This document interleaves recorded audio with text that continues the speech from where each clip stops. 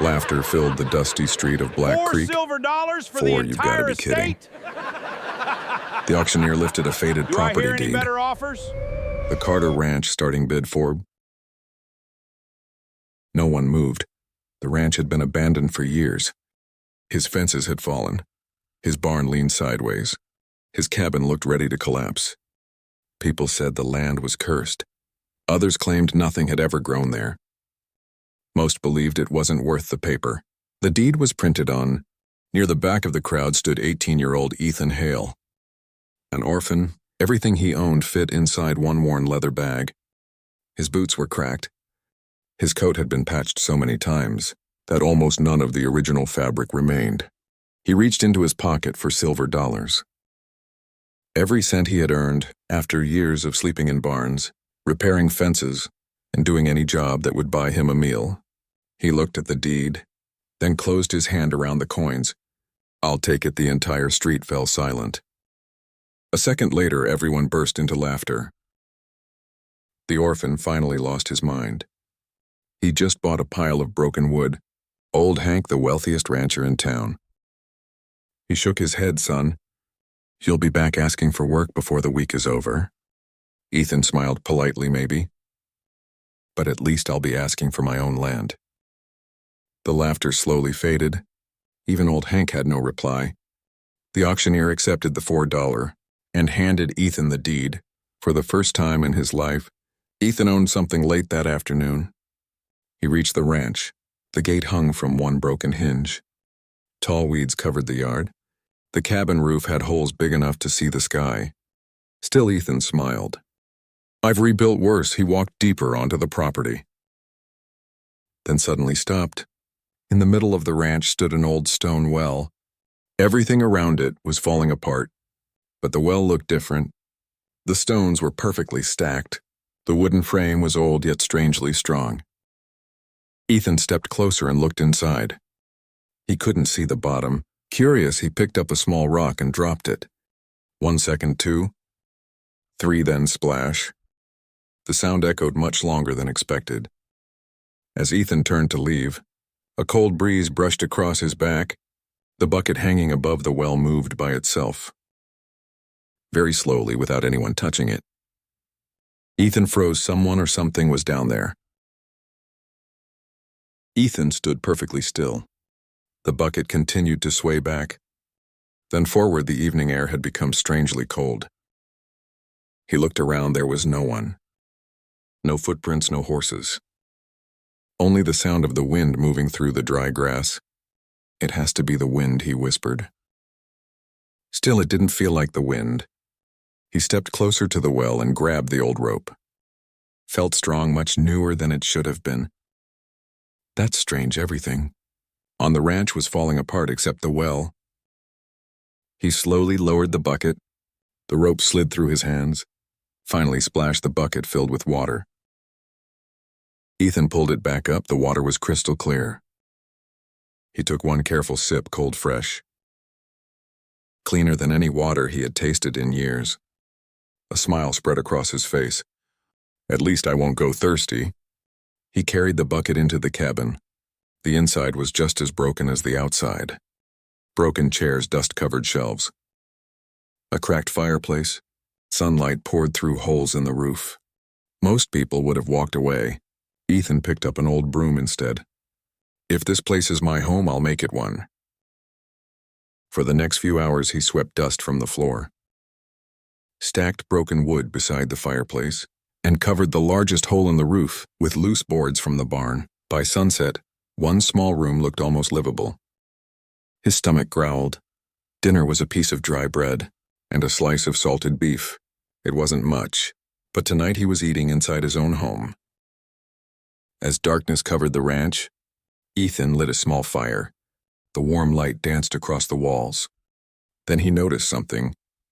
Above the fireplace hung an old family portrait. The glass was cracked, dust covered every face.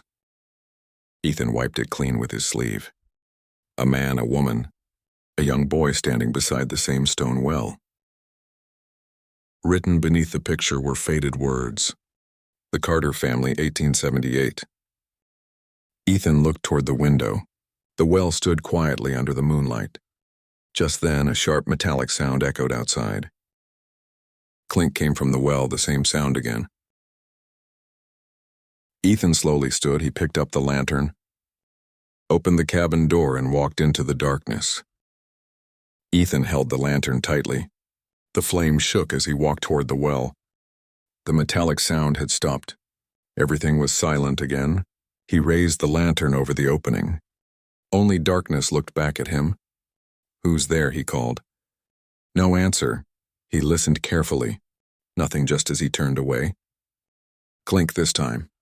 The sound came from deep below. His heart pounded. He found a loose branch near the fence and lowered it into the well. It reached the water. Nothing touched it. Slowly, he pulled it back up. The branch was soaked, but nothing else was there. Ethan let out a slow breath. Maybe I'm letting my imagination run wild. He returned to the cabin. The fire had almost burned out. He placed another log into the fireplace and finally lay down to sleep before sunrise. Loud knocking woke him. He opened the door. An older woman stood outside with a basket. "My name is Martha," she said with a warm smile. "I heard someone finally bought this place." She handed him the basket. Inside were fresh bread eggs and homemade jam. "You don't even know me," Ethan said. "You looked like someone who hadn't had a real breakfast in a long time," Ethan smiled. "Thank you," as Martha looked toward the well. Her smile slowly faded, "So you've already noticed it." Ethan frowned, noticed what the well. "You've heard strange sounds, haven't you?" Ethan's eyes widened. "You have too." She nodded. "My husband worked this ranch many years ago. He always said the well was protecting something. What was it protecting? I asked him that many times. He always gave me the same answer. She looked directly into Ethan's eyes. "You'll understand when the right person owns the ranch again." Before Ethan could ask another question, Martha climbed back onto her wagon. One last time she looked toward the well. "Be careful, Ethan. Some people laughed because you bought this ranch, but others, they're afraid of what you might discover." As her wagon disappeared down the road, Ethan slowly turned toward the old stone well. For the first time, he wasn't wondering if it hid a treasure. He was wondering who wanted its secret to stay buried. Ethan couldn't stop thinking about Martha's words. If the right person owns the ranch again, what did that mean after breakfast? He grabbed an old shovel and walked to the well. He inspected every stone around its edge. Most were covered with years of dirt and moss. One stone looked different. It was smoother than the others, almost as if someone had touched it many times. Ethan knelt beside it and brushed away the dirt. A small symbol appeared, a circle with a cross through its center. Below it were 3 faded letters. "Esha." "Those aren't random," Ethan whispered. He pressed against the stone. Nothing happened. He pushed harder. Still nothing then. He noticed a tiny iron ring hidden between 2 rocks. He slipped a finger through it and pulled click. A deep grinding sound echoed beneath the well. Ethan quickly stepped back. One section of the stone wall slowly slid open. Behind it, a narrow opening disappeared into darkness. His heart raced. This place was hiding something. He lit his lantern and stepped inside. The tunnel was just wide enough for one person. The air felt cool and damp. Dust covered the floor, then Ethan stopped. Fresh footprints. Someone had walked through the tunnel recently. They weren't his. He slowly followed them. After a few minutes, the tunnel ended inside a small stone chamber. It looked empty, until the lantern light reached one corner. A wooden chest rested against the wall. Its lid had partly collapsed with age. Ethan hurried over and carefully opened it. Inside there were no gold coins, no silver, only old papers wrapped in worn leather. He unfolded the first one. It was a hand-drawn map, blue lines spread across the valley. Every line ended at one place, the Carter Ranch well. Before Ethan could study it further, a loud crack echoed behind him. Small rocks fell from the tunnel ceiling. Dust filled the air. The old tunnel was beginning to collapse. Dust filled the narrow tunnel. Small rocks crashed onto the floor. Ethan covered his face with one arm. "I have to get out." He grabbed the leather bundle of documents and hurried toward the entrance. Another loud crack echoed behind him. A heavy stone slammed onto the ground. Only a few feet away, the tunnel was collapsing. Ethan ran as fast as he could. His lantern flickered for one terrifying second. The flame went out. Darkness swallowed everything. He froze, then reached into his pocket. One match, he struck it. The tiny flame lit the lantern again. He spotted the tunnel entrance and rushed through it. Just as he climbed back into the well, the passage behind him collapsed with a thunderous roar. The secret chamber was sealed. Ethan pulled himself out of the well and dropped onto the grass. He lay there, breathing heavily. If I'd waited one more minute. He never finished the sentence. After catching his breath, he carried the documents into the cabin. He carefully spread them across the table. Most were faded. One paper immediately caught his attention. It wasn't a map, it was a letter. The signature at the bottom read, Elijah Carter. Ethan slowly began reading. "If these records are ever found, remember this. The true wealth of this ranch is not gold. It is the spring beneath the well. It gives life to every ranch in this valley." Ethan stared at the page, so that's the secret. He quickly opened the map again. The blue line suddenly made sense. The underground spring fed wells across Black Creek. Whoever controlled this ranch could control the valley's water. Just then he heard horses approaching. Ethan looked through the cabin window. 3 riders stopped outside the gate. Old Hank Tom, the blacksmith, and standing behind them, Victor Briggs. Unlike the others, Victor wasn't looking at Ethan. His eyes never left the well, and he smiled. Victor Briggs slowly climbed off his horse. He walked straight toward the well. Without asking permission, without saying a word, Ethan stepped in front of him. "Can I help you?" Victor smiled. "I just wanted to see the famous $4 ranch." Old Hank frowned. "Victor, say what you came to say." Victor folded his hands behind his back. "I've been hearing interesting stories. People say this old ranch has the only well that never runs dry." Tom crossed his arms. "People talk too much." Victor laughed softly. Maybe his eyes drifted back to the well. But sometimes rumors begin with the truth. Ethan noticed something. Victor wasn't interested in the broken cabin. He wasn't looking at the fields. He was studying the well, as if he already knew it mattered. "What do you really want?" Ethan asked. Victor looked at him. "I'd like to buy your ranch." The words came so suddenly that everyone fell silent. Old Hank looked shocked. "You hated this place for years." Victor shrugged. "People change. So do investments." Ethan shook his head. "It isn't for sale." Victor smiled again. "You didn't even ask my price." "I don't need to." Victor stepped closer. "I'll give you $1,000. Tom's eyes widened. $1,000 was more money than Ethan had ever seen. Victor continued. "You paid for?" "I'm offering $1,000. You'll make the easiest profit of your life." For a brief moment, Ethan looked toward the old cabin. A warm bed, good food, a better future. $1,000 could buy all of it. Then he remembered Elijah Carter's letter. "The spring gives life to every ranch in this valley." He looked back at Victor. "My answer is still no." Victor's smile slowly disappeared. "You should think carefully. I already have the ranch. Isn't for sale." For several long seconds, neither man spoke. Finally, Victor nodded. "I hope you don't regret that decision." He climbed back onto his horse. As the 3 riders turned to leave, Old Hank stayed behind. He waited until Victor disappeared over the hill. Then he faced Ethan. "You made the right choice." "You know him well," Hank sighed. "I know one thing. If Victor suddenly wants something, it's because he already knows how valuable it is."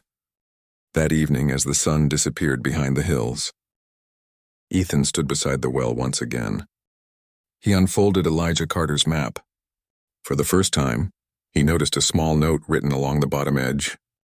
The faded words were almost impossible to read. He held the paper closer to the lantern. Slowly, the sentence became clear. When the valley is thirsty, open the second gate. Ethan's heartbeat quickened. He looked at the well's second gate. He had already found one hidden entrance. How many more secrets were still buried beneath the Carter Ranch? Ethan barely slept that night. The words on the map stayed in his mind. Asterisk, when the valley is thirsty, open the second gate, asterisk. At sunrise, he grabbed the map, a lantern and a length of rope. He returned to the well. This time he wasn't searching for treasure. He was searching for answers. He climbed through the hidden passage and reached the underground chamber. The fallen rock still blocked part of the tunnel, but the chamber itself was untouched. Ethan carefully studied the map. His eyes followed the blue lines until they stopped beside a tiny symbol. It matched the carving on the well. Only this one had a small arrow beside it. He looked around the chamber. There has to be another entrance. He tapped each stone wall with the handle of his shovel. Most sounded solid, then thunk. One section sounded hollow. His heart raced. He cleared away years of dirt. Another iron ring appeared, smaller than the first, so this is the second gate. He pulled it, nothing happened. He pulled harder. A deep rumble echoed through the chamber. Stone scraped against stone. A narrow wall slowly slid aside. Behind it flowed a stream of crystal-clear water. Not a river, just a controlled channel. The water disappeared into a stone tunnel, leading away from the ranch. Ethan suddenly understood. This isn't hiding the spring. It's controlling where the water flows. He knelt beside the channel. Old wooden panels rested inside the stone walls. One of them had fallen shut. It blocked most of the water. Years of mud and roots had trapped it in place. If this stays closed, the other wells won't receive enough water. Using both hands, Ethan pushed against the heavy wooden gate.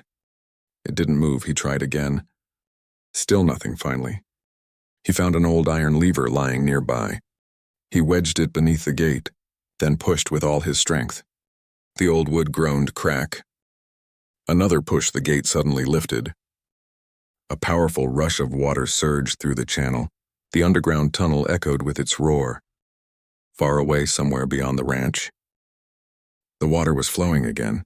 Ethan smiled, so this is what Elijah Carter wanted. Protected, just then he heard hurried footsteps above him. Someone was running toward the well. Then a familiar voice shouted down Ethan. It was Tom, you need to come up. It's the Miller Ranch, their well. It's flowing again. Ethan climbed out of the well as fast as he could. Tom was waiting beside the stone wall.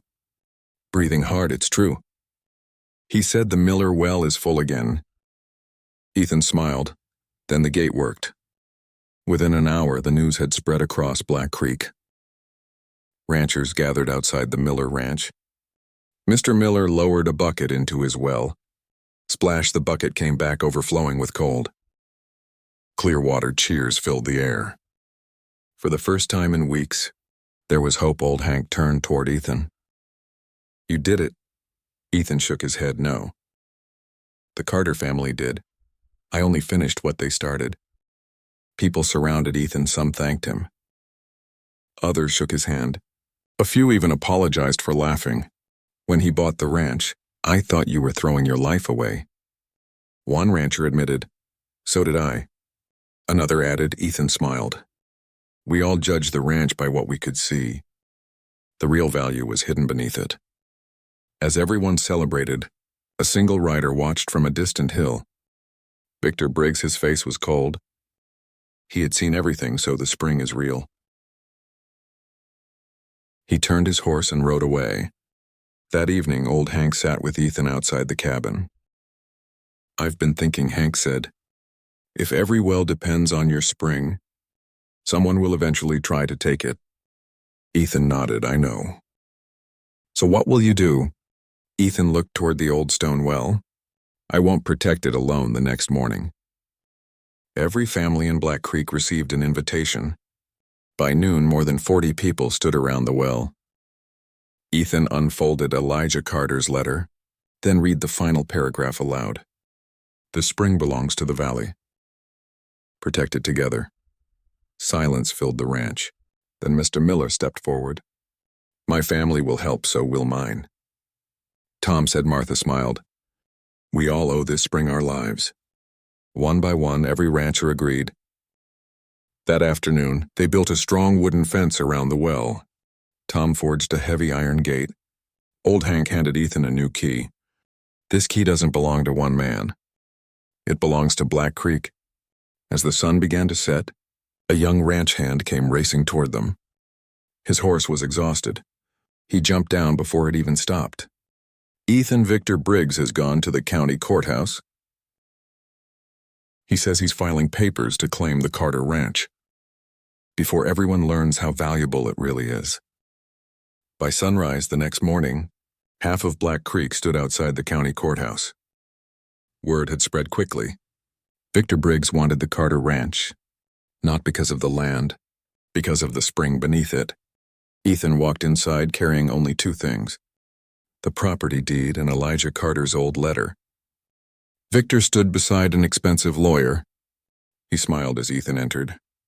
I gave you a fair offer, you should have taken it. Ethan calmly replied, the ranch still isn't for sale. Judge Samuel Porter entered the courtroom. Everyone stood. Victor's lawyer spoke first. Your Honor, the Carter Ranch contains the only reliable spring in the valley. It is too important to remain in private hands. We ask the court to cancel the auction and transfer ownership to the county. Quiet whispers filled the room. The judge turned toward Ethan. Do you wish to respond? Ethan stepped forward. Yes, Your Honor. He placed the faded letter on the judge's desk. This was written by Elijah Carter, the man who built that ranch. The judge carefully unfolded it. He read silently for several moments, then looked up. What does this prove? Ethan answered, it proves the Carter family never wanted one person to control the spring. They wanted the owner to protect it and share it. Old Hank stood. Your Honor. That's exactly what Ethan has done. Mr. Miller followed. My family has water today because of him. Then Tom stepped forward. So does mine, one after another. Nearly every rancher in Black Creek stood, not to ask for ownership, but to defend Ethan. The courtroom became completely silent. Judge Porter slowly removed his glasses. He looked toward Victor. Mr. Briggs. Has Mr. Hale refused to share the water? Victor hesitated. No. Has he charged anyone for it? No. Has he broken any law? Victor lowered his head. No. Your Honor. The judge nodded. The court sees no reason to cancel a legal auction. He picked up the wooden gavel. The Carter Ranch remains the lawful property of Ethan Hale. Bang, the gavel echoed through the courtroom. Cheers erupted. Victor closed his eyes. For the first time he realized he had already lost. Not because of the law, because the entire town now trusted the orphan. Everyone had once laughed at. As Ethan walked outside, Old Hank smiled. You didn't just win the ranch, you won Black Creek. A few months later, Black Creek looked nothing like it had before. Dry fields had turned green. Healthy cattle grazed across open pastures. Children laughed beside streams that had once been empty. Every ranch received fresh water through the underground channels Elijah Carter had built long ago. No family paid for it. No family owned it. They simply cared for it together. One quiet morning, Ethan stood beside the old stone well. He lowered the bucket splash. The water was as clear as the day he first arrived. Old Hank walked over with a smile. You know, I laughed when you bought this place. Ethan chuckled. I remember. I thought you had wasted the last $4 you'd ever own. Hank looked around the peaceful ranch. I've never been happier to be wrong. Just then, several wagons rolled through the front gate. The ranchers of Black Creek climbed down, carrying lumber tools, fresh paint, and young fruit trees. Mr. Miller smiled. We talked last night. Tom pointed toward the broken barn. You're not rebuilding this ranch alone. Within minutes, everyone was working. Some repaired the barn, others fixed the fences. The women planted flowers around the cabin. The children painted the front gate. By sunset, the abandoned ranch looked alive again. Martha walked onto the porch, carrying an old wooden sign. She handed it to Ethan. "I read Carter Ranch. Hope lives here." Ethan looked around. Months earlier, people had laughed when he spent $4 on this land. Now those same people had helped turn it into the heart of the valley. Old Hank placed a hand on Ethan's shoulder. "Funny, isn't it?" "What is?" They mocked the orphan who bought a $4 ranch. He smiled toward the well. Until they looked inside, everyone laughed. Ethan turned toward the old stone well one last time. He realized the greatest treasure had never been hidden. Underground, it wasn't the spring. It wasn't the land, it wasn't the ranch. The real treasure was a town that had learned to trust one another again. And all it had taken was one young orphan willing to believe that something everyone else called worthless was worth saving the end.